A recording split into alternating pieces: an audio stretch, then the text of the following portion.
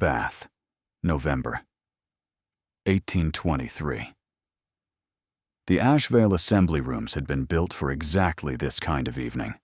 Chandeliers that turned every jewel into an argument, floors polished to the brightness that made old money feel confirmed and new money feel observed, and a guest list assembled with the precision of a woman who understood that seating arrangements were, in the end, a form of policy.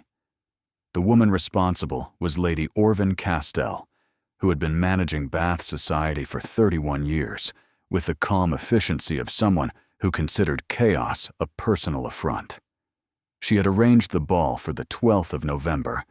Friday balls in Bath were the ones that counted, with one primary objective: the formal presentation of the engagement between Callum Drest, the Duke of Ashvale, and Miss Sarah Voss, whose father owned the third-largest textile concern in the north of England, and whose fortune was, by any honest accounting, considerably larger than the Ashvale estate's remaining solvency. The engagement had been announced 6 weeks prior, arranged through the intermediary architecture of mutual acquaintance and the particular arithmetic of a title meeting a fortune at the moment both parties required what the other could provide. Sarah Voss had known this. She was 24, clear-eyed, and in possession of her father's talent for reading the actual terms of any agreement, regardless of how it was dressed. She had said yes with full understanding of what yes meant, and with the private knowledge that understanding a transaction did not preclude hoping it might become something more. She arrived at the assembly rooms on her father's arm at 8:30, in a gown the color of deep amber that said, without apology, exactly what the Voss family was. She wore the ring on her right hand, a square-cut sapphire in an old setting, Ashvale's ring, passed through 4 duchesses, and it sat on her finger with the cool authority of something that had belonged somewhere else for a very long time. The Duke of Ashvale arrived at 20 minutes to 9.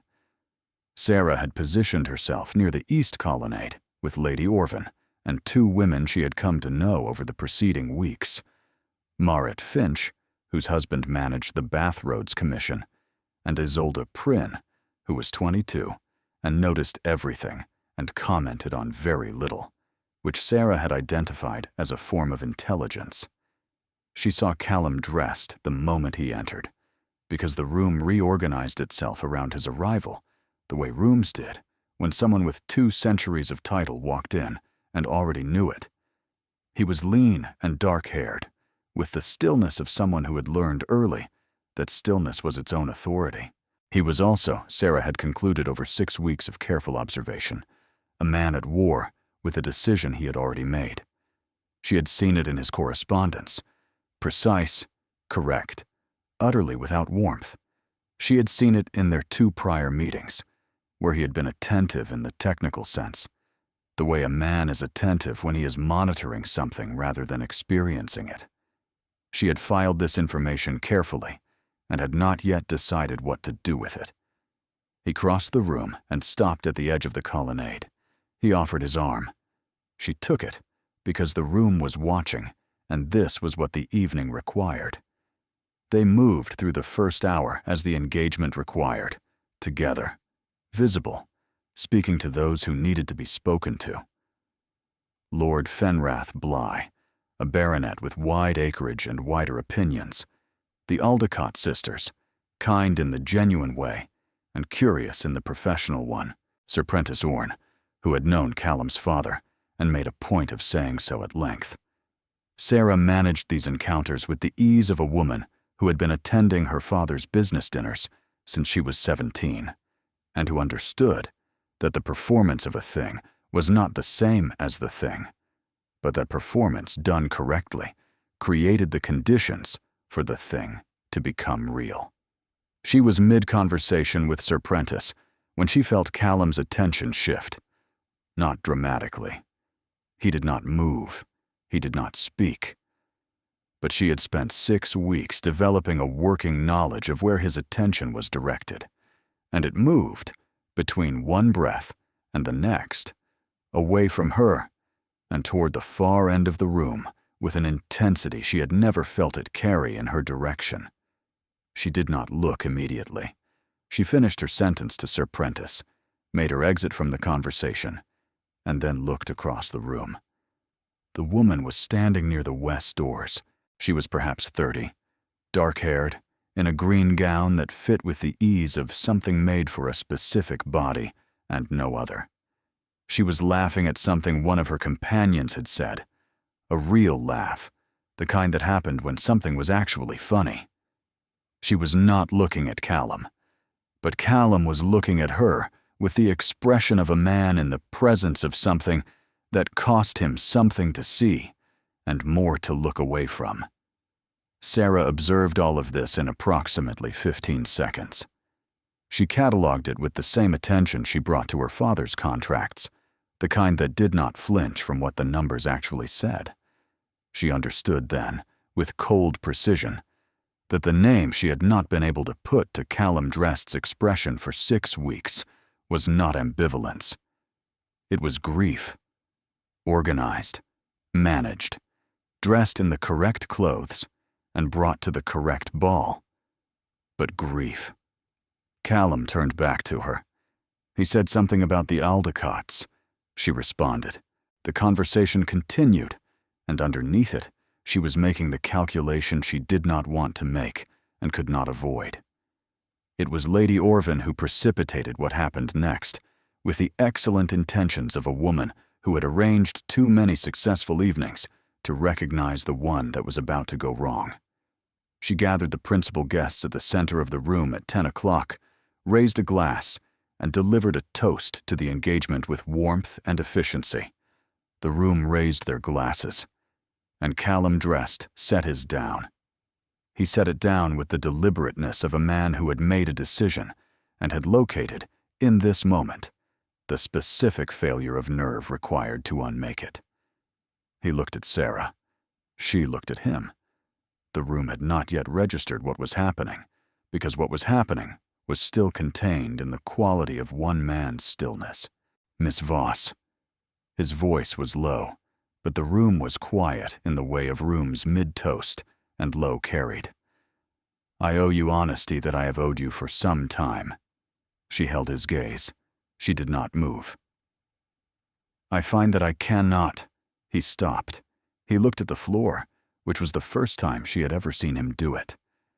I find that I am not able to offer you what this engagement requires, what you deserve, a pause long enough to mean a great deal. I'm sorry. The room understood in the way rooms understood things, not all at once, but in a wave, one person and then the next, until the silence had a shape, and the shape was the engagement being ended in public at the Ashvale Assembly Rooms in front of 64 people on a Friday. Sarah felt the weight of 64 pairs of eyes. With the same clarity, she felt the ring on her finger. She felt the pity already forming in the room, the kind that arrived before the sympathy, the kind that said, "Poor thing," before it said anything else, the kind she had never in her life permitted to land on her without being answered. She looked at him for a long moment, at the man who had just handed her the most public humiliation available in the Bath social calendar, with an apology that was genuine, and a grief that was real, and a decision that was, she understood with clarity, not actually about her at all. She had not been seen. She had been used as the shape of a solution to a problem she had not been told existed. And then, because she was her father's daughter, and her father had taught her that the moment of maximum pressure was the moment to be most precise. She smiled. It was not a performance of a smile. Those who were watching, and all 64 of them were watching, would remember afterward that it was a real smile. Small, specific, entirely composed. The kind that belonged to someone who had just received information she found clarifying rather than destroying. She reached up and removed the ring. She did it unhurriedly. The sapphire caught the chandelier light as she lifted it, one brief, cold flash of blue, and she held it for a moment in her palm and looked at it with the attention of someone completing a final accounting. Then she placed it in Callum Drest's hand. She set it there with the deliberate care she brought to everything that mattered, and she closed his fingers around it with one brief, firm contact that lasted exactly long enough to say, "This is concluded, and I am the one concluding it." "Thank you for your honesty, your grace," she said.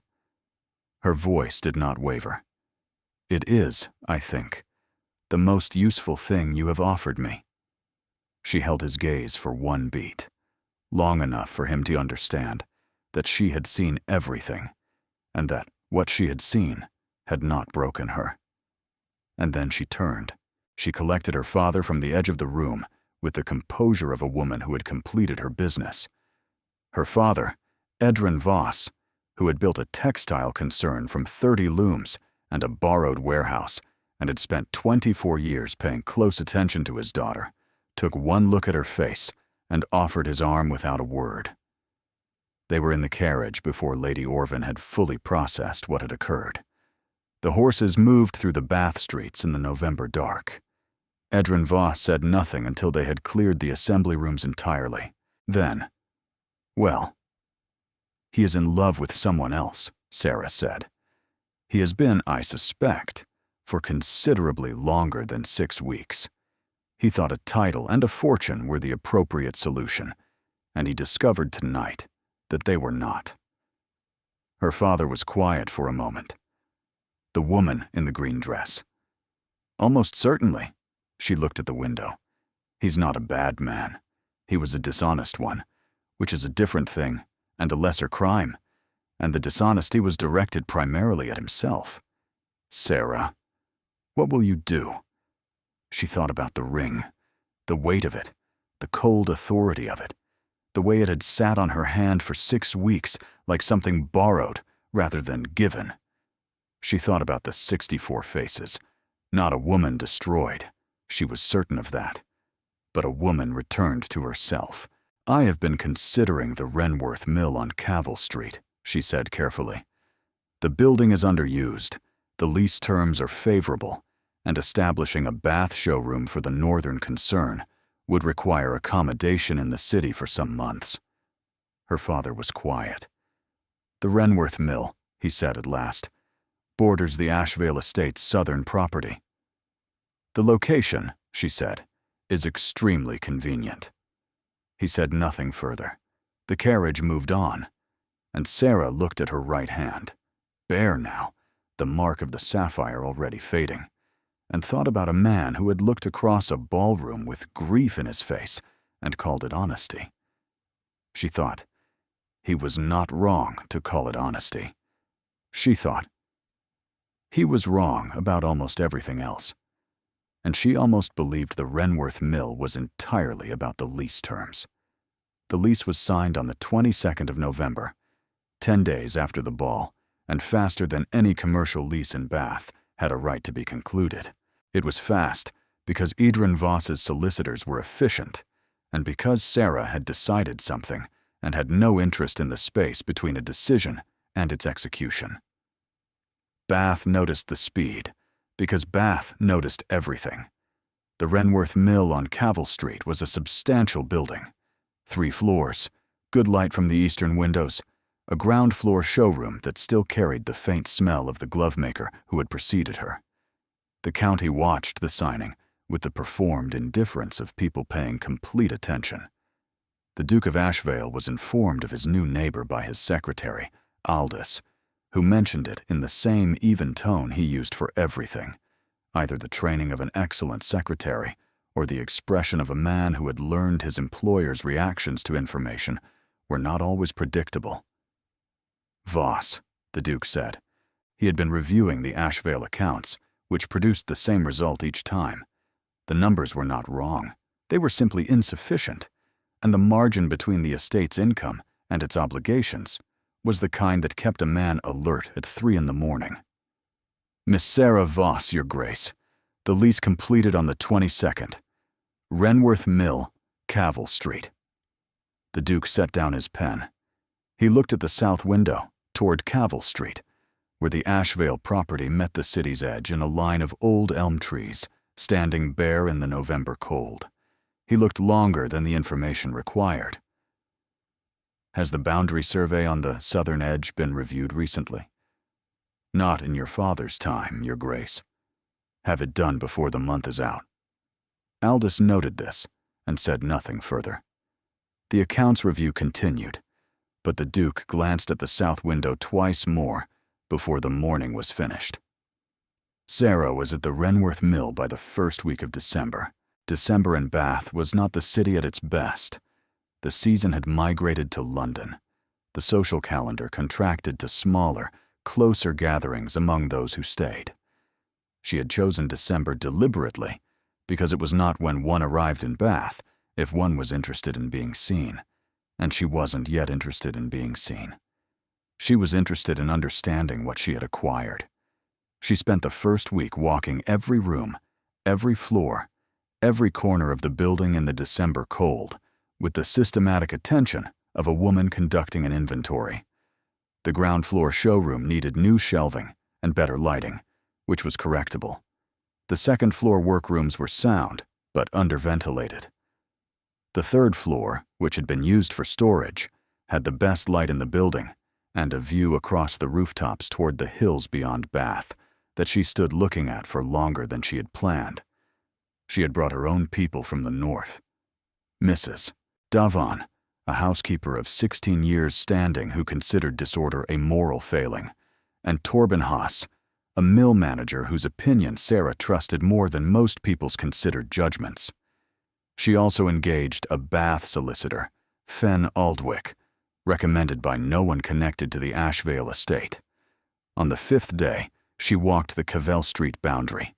The elm trees stood along the mill's eastern edge, old and indifferent.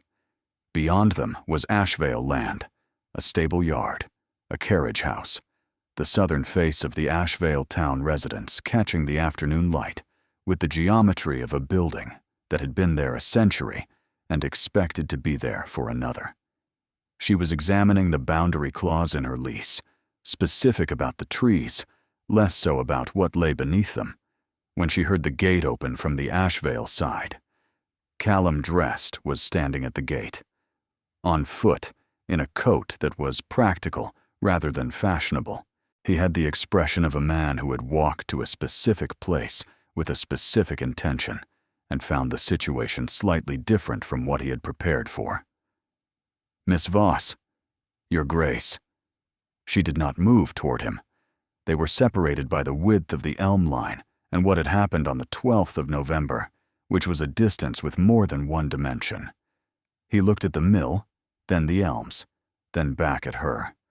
I see you have wasted no time. The building required attention, she said. A pause. The December wind moved through the bare branches above them.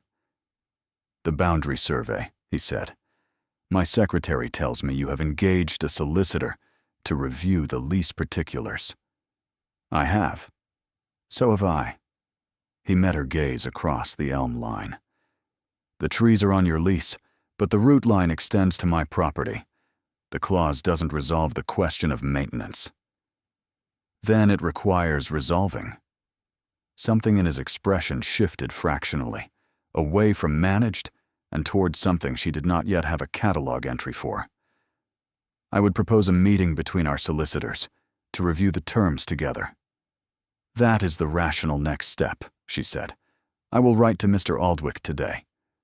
He nodded, then looked at the elms once more, then back at her. Miss Voss, he said, and stopped. She waited. I am glad, he said, the word emerging with the care of a man selecting it from a larger sentence he had decided not to deliver. That the mill is sound. It is extremely sound, she said. The location is excellent. He held her gaze one beat outside the register of a property conversation. Then, Good afternoon, Miss Voss. Good afternoon, Your Grace, she said to the gate as it closed behind him. She stood at the elm line in the December cold and thought about the word glad and about what it might mean that a man who had ended an engagement in front of 64 people had come personally to discuss elm tree maintenance. She did not arrive at a conclusion. She went back to the mill and wrote to Mr. Aldwych, and did not think about the word glad for the remainder of the afternoon. With limited success, the solicitors met, reviewed the boundary clause with the focused attention of two men being paid by the hour, and returned with a result that confirmed what Sarah had expected. The clause was ambiguous in precisely the way that rewarded further discussion, and the elm trees were a problem that required a decision rather than a reading. She wrote to the Duke. The letter took 3 drafts, the first too formal, the second too direct, the third correct. Specific, factual, ending with a proposal to meet at the boundary and examine the elm root situation, which was the practical next step, and also the step that would place her in his presence again, which she wasn't going to examine too carefully. His reply came the following morning, written in his own hand, rather than a secretary's. It said, Miss Voss, Thursday next, 10 o'clock, the South Gate. I will bring the lease. Ashvale. She read it twice. No preliminary courtesy. No performative regret. Just the time, the place, the document, and the expectation of her presence. She found it, against the position she had been attempting to maintain, more legible than elaborate courtesy would have been. She sent back, Thursday next, 10 o'clock. I will bring Mr. Aldwich's notes. S. Voss. Thursday was cold in the bathway, damp and specific, settled into stone with the patience of centuries. She arrived at 5 minutes to 10. He was already there, on foot, the lease in hand, and alone, which told her something about how he had categorized the meeting. She had brought Torben Haas, which told him something in return. The route line extended 14 inches onto the Ashvale side, within the lease's maintenance clause by Sarah's reading, outside it by Callum's solicitors. The disagreement was not large. In practical terms, 14 inches of December ground. In legal terms, the kind of ambiguity that rewarded resolution more than contest. The clause was written in 1809, Callum said, by a solicitor who did not anticipate anyone taking a close interest in the elm root line. Most boundary clauses are written by people who anticipate nothing, Sarah said. This is why disputes occur. His expression occupied more of his face than she had seen before. You have read a great many boundary clauses. My father's business involves significant property negotiations. I have been present for most of them since I was 18. He includes you in the negotiations. He includes me in everything, she said. He had no sons. He determined when I was 14 that this was either a misfortune or an advantage, and has proceeded on the assumption of the latter. He has not been wrong. Callum regarded the elm roots, then her. The expression was moving, incrementally, towards something she was going to have to name eventually. I want to make a proposal, he said. The 14 inches. It is not worth a legal contest.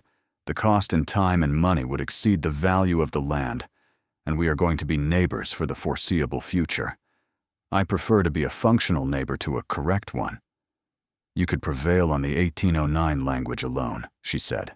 I could. A pause. But being correct about 14 inches of ground is not the same as being right about the situation.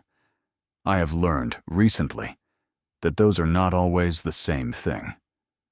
The sentence had more in it than the elm trees, and they both understood that.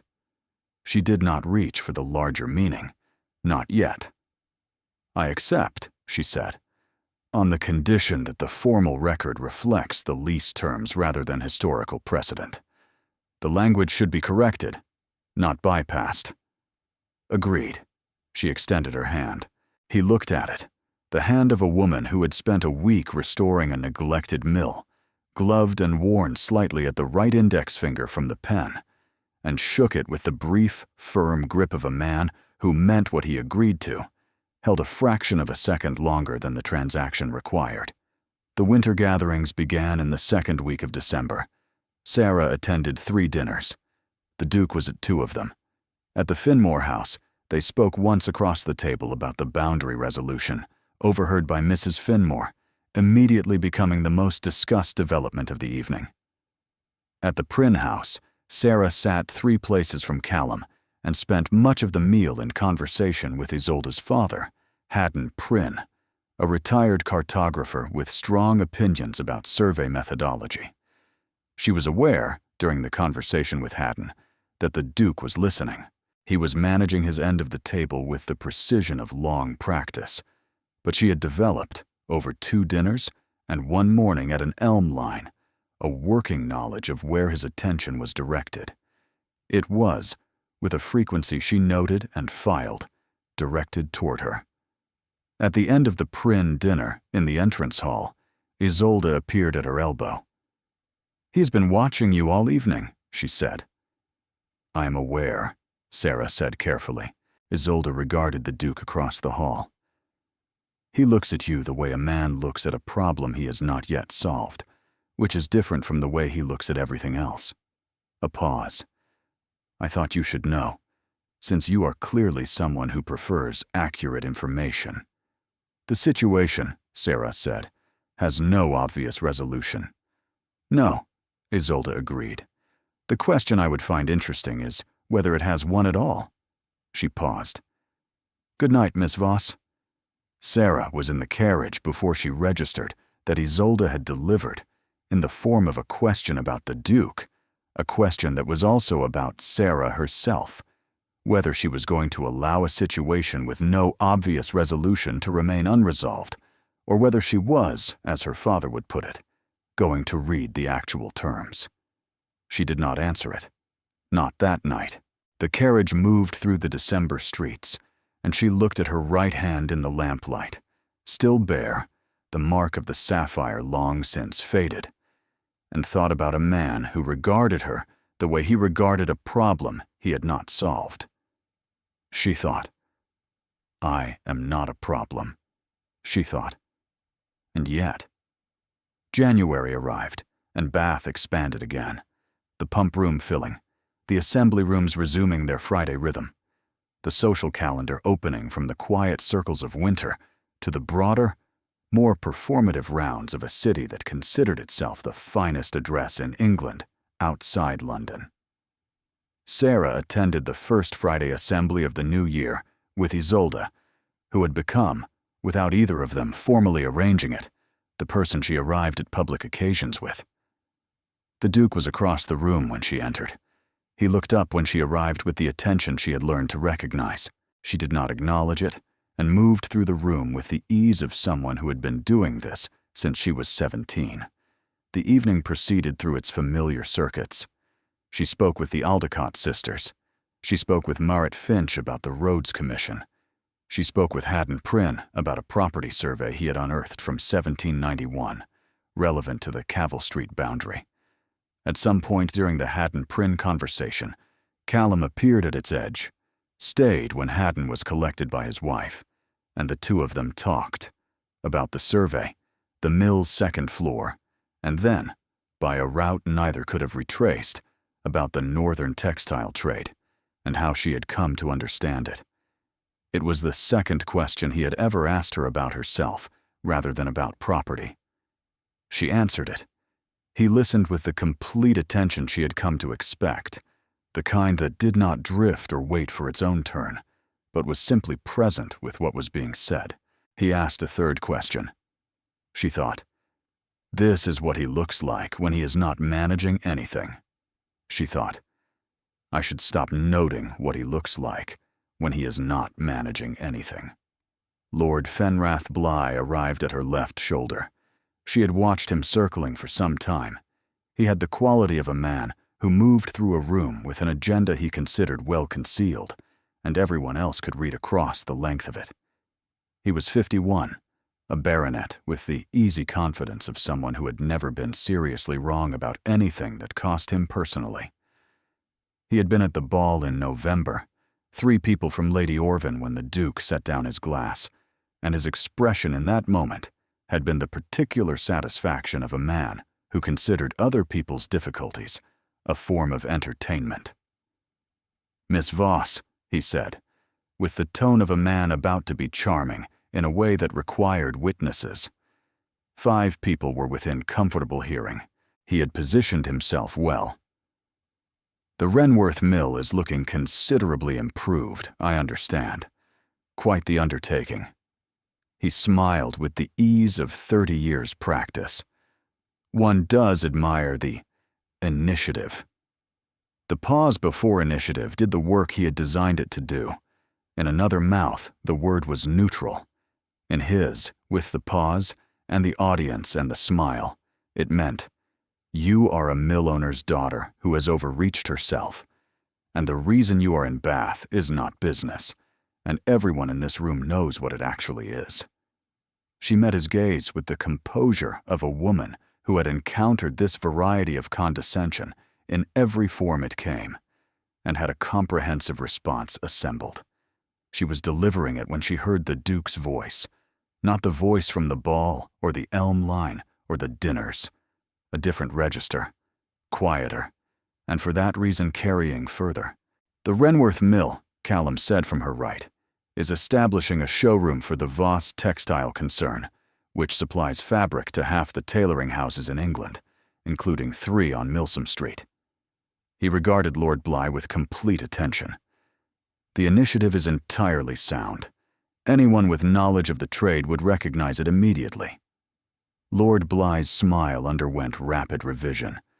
"Of course, I merely—" "Bath benefits from serious commercial investment," the Duke said, with the economy of a man who understood exactly how much he needed to say.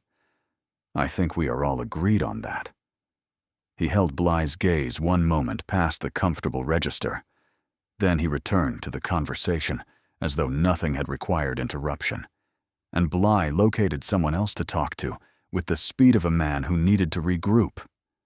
Sarah stood beside Callum in the quiet that followed and thought about what had just happened with the precision she brought to everything that mattered. He had not made her a cause. He had inserted accurate information into a room, receiving an inaccurate impression in the specific language of commerce, the language she spoke, the terms she knew. And Bly had had no purchase on it, because there was nothing to contest that was not simply the facts. He had not made her the object being defended, which was its own diminishment. He had simply told the truth in her direction. She thought, "He understood exactly what I needed, and gave me that, and not one thing more." She excused herself and crossed to Isolde, who handed her a glass of wine from a passing tray, and said simply, "The 1791 survey hadn't mentioned. Is it relevant?" "Extremely," Sarah said. "Good," Isolde said, and that was all. The assembly continued around them, and Sarah did not look at the Duke again that evening, which cost her more than she had budgeted for. The mill's second-floor ventilation was corrected in January by the builder Callum had recommended, a man named Croft, who arrived on a Tuesday, assessed the problem with focused economy, and had it resolved by Thursday. Sarah wrote to the Duke to say so. He appeared at the Renworth Mill the following morning. She was in the third-floor room, the one with the rooftop view, reviewing the spring catalogue with Torben Haas, when Mrs. Davin came up to say the Duke of Ashfoyle was at the door. She had expected a reply note. She had not expected the man himself on a Wednesday morning without prior arrangement. "Show him up," she said. He came upstairs and into the room with the quality of a man entering a space that surprised him. He took in the view, the Bath Hills clear and cold beyond the rooftops, and then the room itself. The catalogue spread across the central table, fabric samples in ordered rows along the east wall, supply ledgers stacked with the precision of someone who considered disorder, an inefficiency. Torben excused himself with the trained discretion of a man who understood the room without requiring it, explained. "You work here," Callum said. "Every morning." "The ground floor is for clients," she said. "The third floor is for thinking. You could have sent a note." I could have. He examined the ventilation panels Croft had installed along the north wall. I wanted to see whether he had done it properly. A pause. He has. He has, she agreed. The recommendation was a good one. He looked at the fabric samples, the catalog, the organized evidence of her working life in this room, with the attention of a man reading a space for what it said, beyond its formal statements. Then he was quiet in the particular way she had learned to recognize. Not the managed stillness of a man composing a performance, but the stillness of someone deciding how much of a longer answer to give. At the assembly, he said, with Bly. You did not have to intervene, she said. I did. He met her eyes. Bly was wrong, and I was the person in that room with the clearest standing to say so. A pause. And because I owe you a debt that a single intervention does not begin to settle. The sentence landed with the weight of something carried for some time. Callum. It was the first time she had used his name, not your grace, not the formal register, but the name itself, and it changed the temperature of the room. He went still. I understood what happened at the ball, she said. Not in the moment. In the moment I understood only that I was being told something honest. But afterward, in the carriage, I understood the rest. You were not ending an engagement with me. You were ending a decision made before you met me, on grounds that had nothing to do with me, in the worst possible venue and the most honest possible words. He looked at her, with nothing managed in his expression. Nothing arranged. The expression of a man who had expected to carry something forever in silence and was standing in a room where it had been named. I handled it very badly, he said. You handled it honestly, she said. Which is not the same as well. But it is not nothing. She looked at the view, the January hills, clear and cold. You were in love with someone who was not available to you. That is a difficulty that cannot be managed into resolution. It required honesty. You chose honesty. On reflection, I am glad you did. He was quiet for a long moment. She was available 8 months ago. She made a choice. I could not. He stopped. I constructed a solution that did not require me to continue making the accounting. I told myself it was practical. I told myself... Another pause. I told myself a great many things designed to avoid the one thing I was not prepared to tell myself. She waited. That I had used a transaction to avoid a grief, he said, and handed the cost of it to someone who had done nothing to deserve it, who had sat across from me at dinners and argued boundary clauses in the December cold and been, at every point, entirely more than I had allowed myself to notice. I am not a consolation, she said. Her voice was even. I am not a second choice rearranged into a first one. I am not a correction for anyone's history. I know. He held her gaze.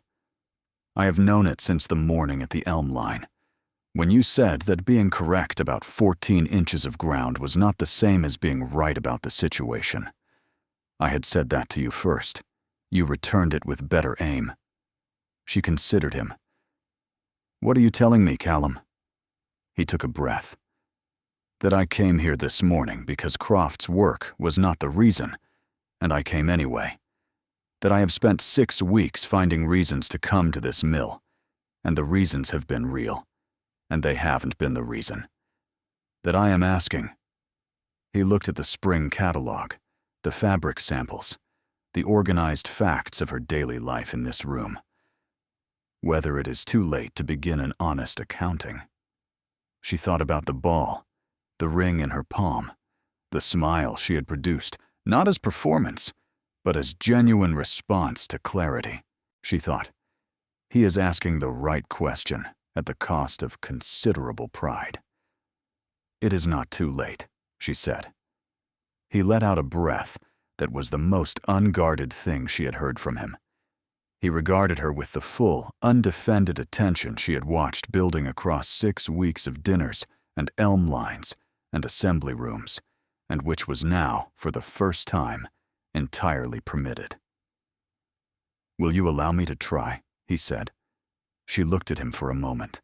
She thought about the ring, and about what it meant to allow a man who had handed her a public ending to begin a different kind of accounting. "The spring catalog requires 2 more hours," she said, "and Mrs. Davin can be persuaded to produce tea. The view from this room is considerably better than the ground floor." She met his gaze. "You may stay." The corner of his mouth did something she had not seen it do before. Not quite a smile, the precondition of one. "Thank you," he said. "It is a practical matter," she said. "You know Croft's work. I may need another recommendation before the renovation is complete." "Is that the reason?" "It is one of them," she said, the most honest thing she had said to him since the ball. And Mrs. Davin was persuaded, and the tea arrived, and the morning was entirely practical and entirely not. February in Bath was the city in its working self, the month in which people who had decided to stay got on with it. Sarah was at the mill every morning by 8.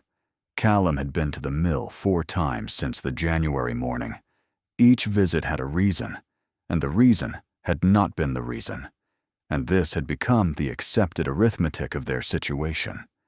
The first brought the builder's recommendation for the spring renovation, which led to a 2-hour conversation in which he identified a structural consideration she had missed, and she identified a cost saving he had not.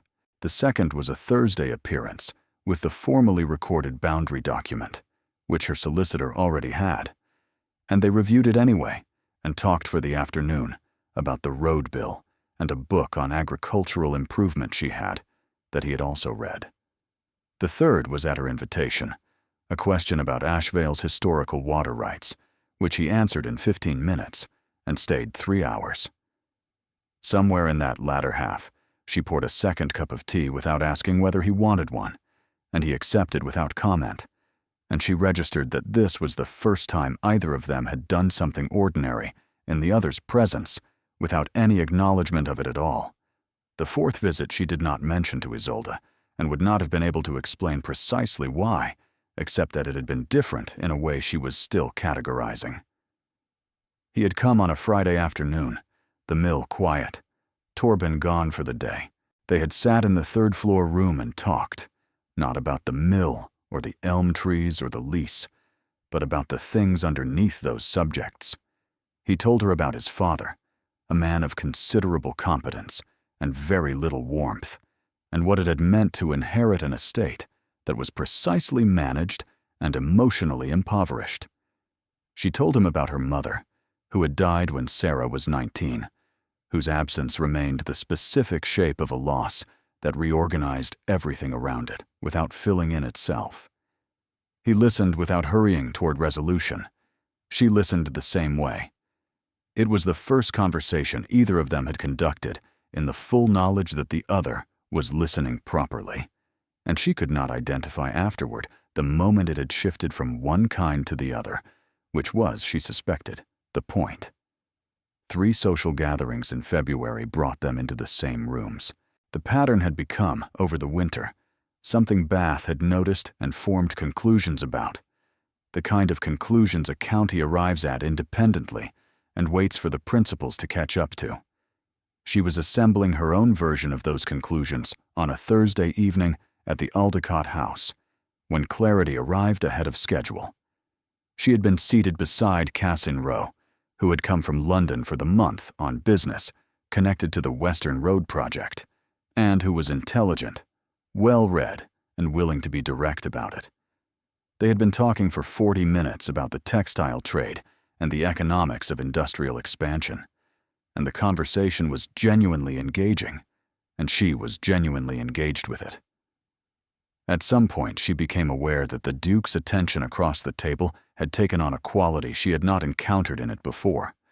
Not the managed attention, not the listening attention she had come to trust, but something she needed more data to name.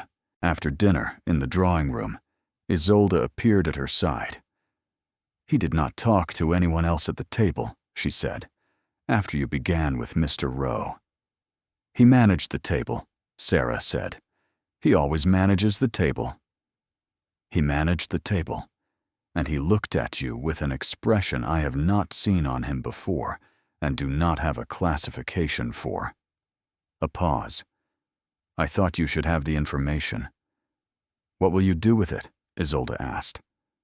Sarah looked across the room at Callum, in conversation with Lord Bly, managing the exchange with the detachment of a man whose thoughts were elsewhere. "I'm going to read the actual terms," she said. Isolde looked at her. "About time," she said, with the economy of someone who had been waiting 3 months for this sentence.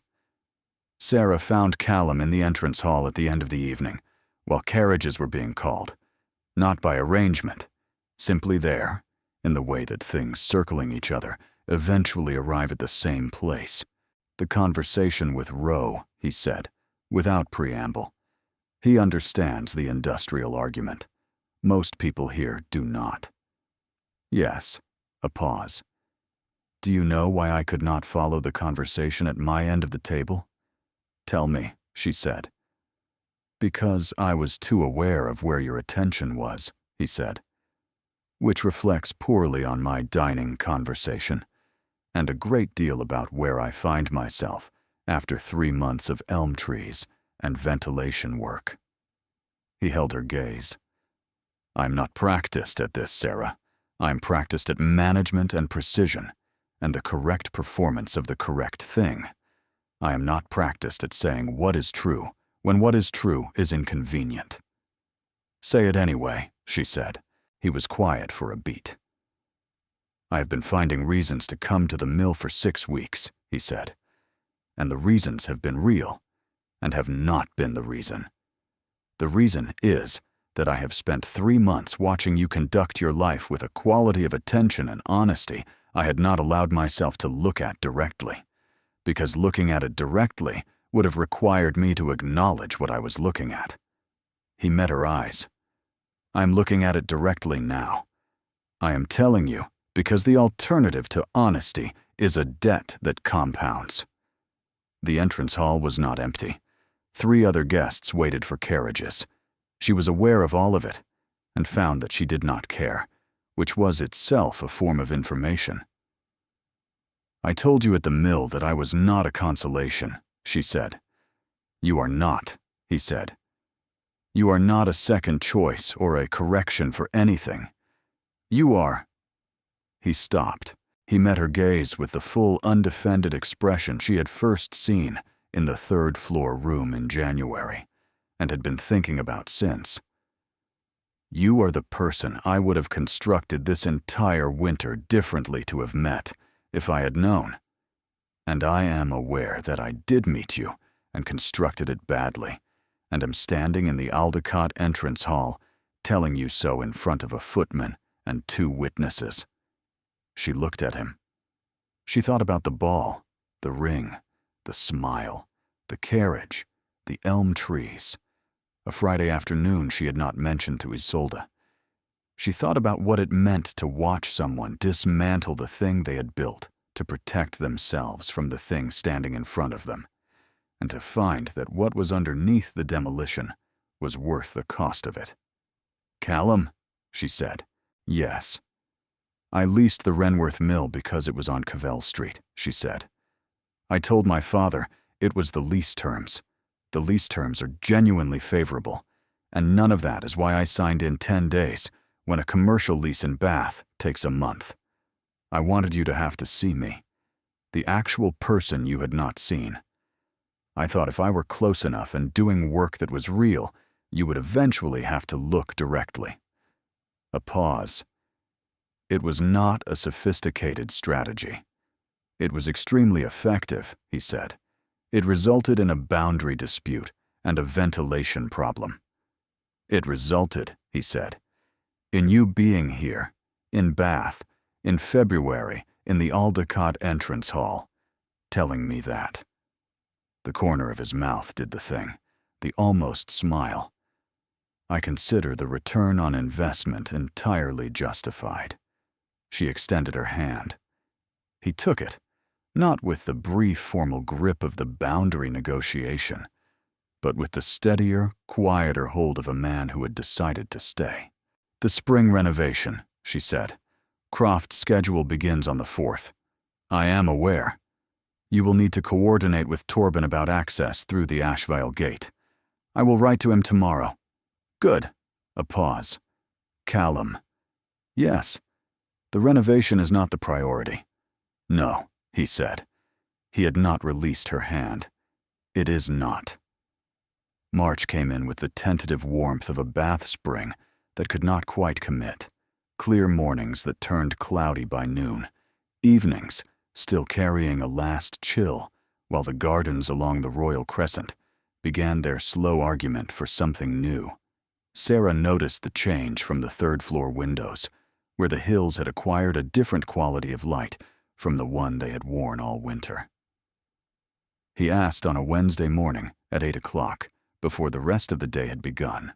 He sat down across the catalog-covered table and said, "I want to ask you something, and I want to ask it here, in this room, because this is where I have understood what I am asking."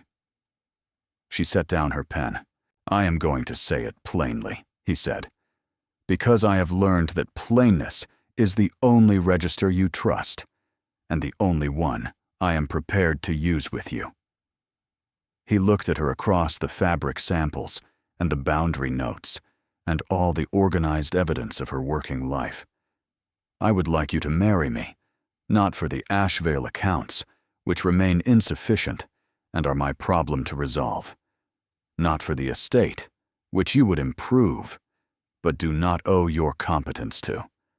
For the reason that I have come to this room 11 times in 2 months, and the reason has never been the ventilation or the boundary or the water rights, and you have known that, and I have known that, and this is the honest version of what I should have offered you in the first place, before I understood what I was offering." He stopped. "That is the proposal. It is not elaborate. It is accurate." She looked at him. She thought about the first time a man had stood before her in a public room and said something that changed the shape of everything, and what she had done with it. The smile, the ring, the carriage, the long, careful winter of being seen instead of looked at.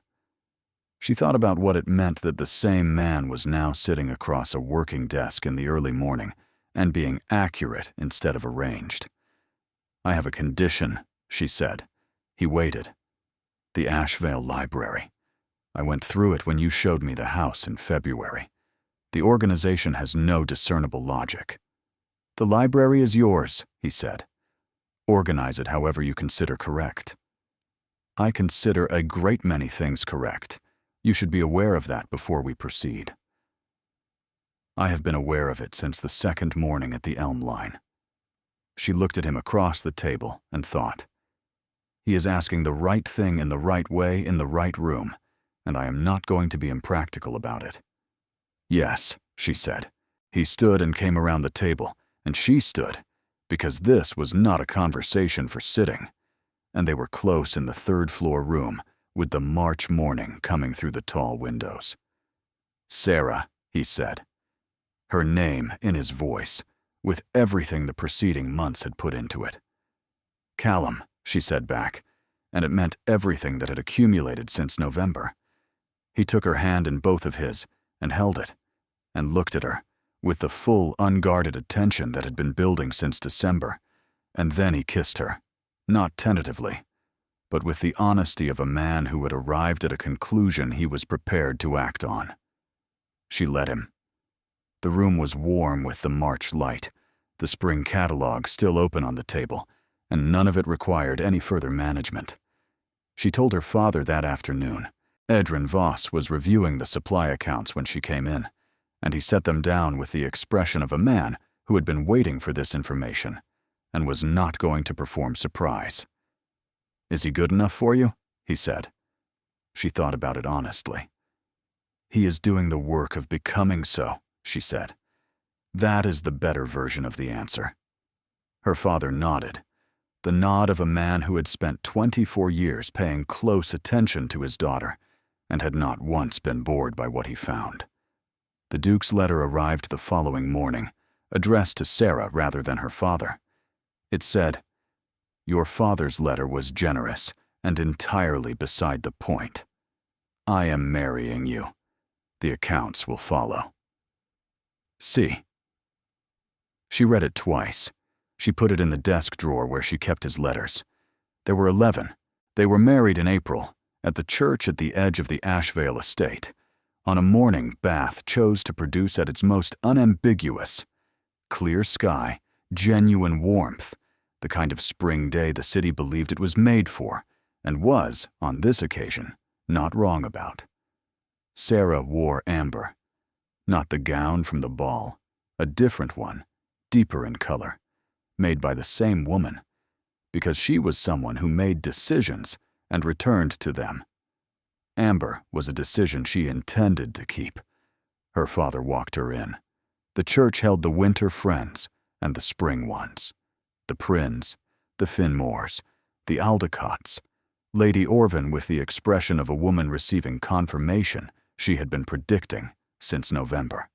Lord Fenrath Bligh was in the third row, precisely where Lady Orvin had put him, because it was better to have him at the table where he was required to behave than outside it where he was not. Isolde Prynne was in the second row on the left, watching with the composed attention of someone who had been paying close attention since November and was entirely satisfied with where it had led. Sarah walked in on her father's arm and thought about the ring, not the sapphire.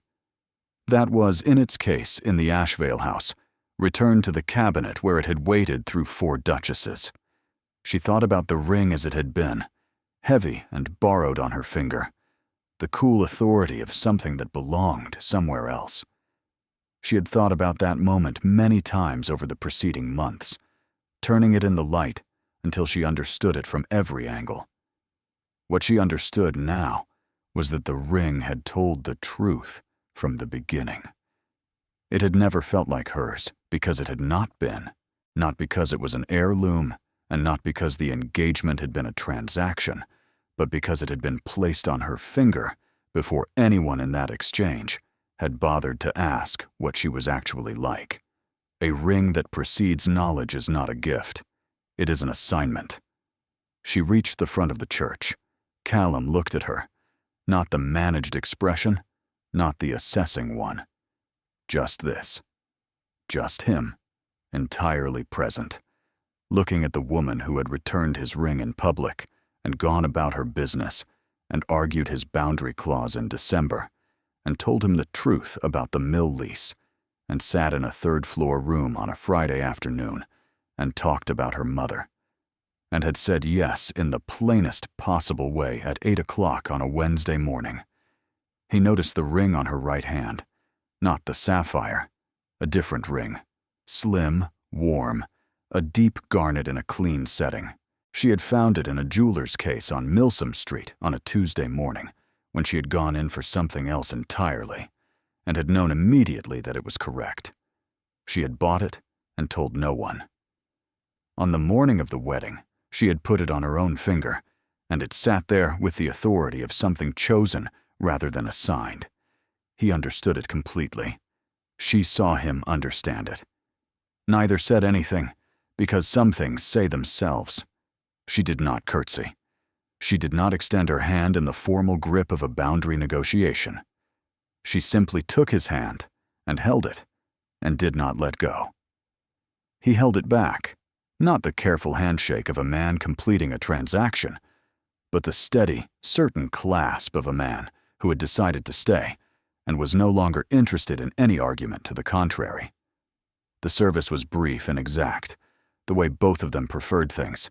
The wedding breakfast was at the Ashvale house, the appropriate and expected venue, and one Sarah had assessed thoroughly in the preceding month, identifying 17 adjustments she intended to make, of which she had told Callum 12.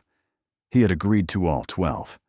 She retained the remaining 5 on the principle that any good negotiation held something back for the second round. She moved through the breakfast with the ease of a woman, on ground she had already mapped. The Aldecotts, the Prynnes, Lady Orvin, who had the expression of a woman who had arranged something better than she had predicted and was exercising restraint about it. Her father found her at the edge of the dining room in the late afternoon and looked at her with the 24 years of attention he had never once applied carelessly. "Well," he said. She looked across the room at Callum, in conversation with Haddon Prynne about the 1791 survey, managing the occasion with the ease of long practice, but with a quality she had been watching accumulate since January. A lightness, small and genuine, and not previously present. "He's happy," she said. "Are you?" She thought about it with the honesty it deserved. "I am," she said. "I am also already planning the library reorganization, and I have found 2 matters in the estate accounts I intend to raise before the end of the month." Her father looked at her with the expression of a man who had spent 24 years being proud of this specific person, and had decided today was the occasion to let it show entirely. "You are going to be a formidable duchess," he said. "I intend to be," she said. He laughed, the full, genuine laugh of a man who had always known it, and was, today, simply glad to see it confirmed. And she looked across the room at her husband, who glanced up at that exact moment and met her eyes with the expression she had first seen in a third-floor room in January, and was now, without reservation, permitted to keep. She looked back without pretending she was not looking. Callum found her in the east garden as the afternoon light moved across Bath in the long, unhurried way of April evenings that were not yet ready to end. She was looking at the rose beds. She had known they were wrong since February and had been deciding how to say so. "The roses," he said. "They are in the wrong beds. The climbers need the south wall." "Sarah." She looked at him. He was standing in the April garden with the expression that was entirely his own, the one that had nothing of November in it and everything of the months since. "The roses are yours," he said. "All of it. The east garden and the south boundary, and the library and the accounts. All of it is yours in every sense that matters. I want you to know that I know that." She thought about the word yours, and what it had meant in November and what it meant in April, and how completely one thing could turn itself inside out over 5 months with the right evidence applied to it. "Callum," she said. "Yes. I'm going to move the roses." "I know. And reorganize the library." 10 days, he said. 8, she said. "I told you I work quickly." He looked at her with the corner of his mouth doing the thing, and she looked back with the knowledge that she was allowed to look at it as long as she chose. She stepped toward him. He met her in the middle of the garden, between the rose beds that were in the wrong places and would shortly be in the right ones, in the long April light, with Bath on one side and the Ashvale estate on the other, and the elm trees on Cavell Street standing somewhere between them, old and patient and entirely indifferent to the proceedings. She smiled, not the smile from the ball. That one had been composed, the precise response to clarity in a difficult room. This one arrived without notice, the kind of smile that has no audience in mind and no point to make, that happens simply because something is true, and the truth of it is, unexpectedly, a pleasure. He saw it. He understood it. She saw him understand it, and she did not look away. "I see you," the smile said. "I am not leaving. I was never going to leave. I was only waiting for you to arrive at the right question." He took her hand, not the grip of the boundary wall, not the hold of the Aldecott entrance hall, but the easy, certain clasp of a man who has stopped finding reasons and is simply, at last, here. She let him take it. The April evening continued around them, warm and indifferent to whether any of it had been practical, and the answer they had both arrived at was that it had been. Just not in the way she had told herself on the night she smiled and gave him back his ring. She had understood it then, if she was honest. She had simply needed him to catch up. He had.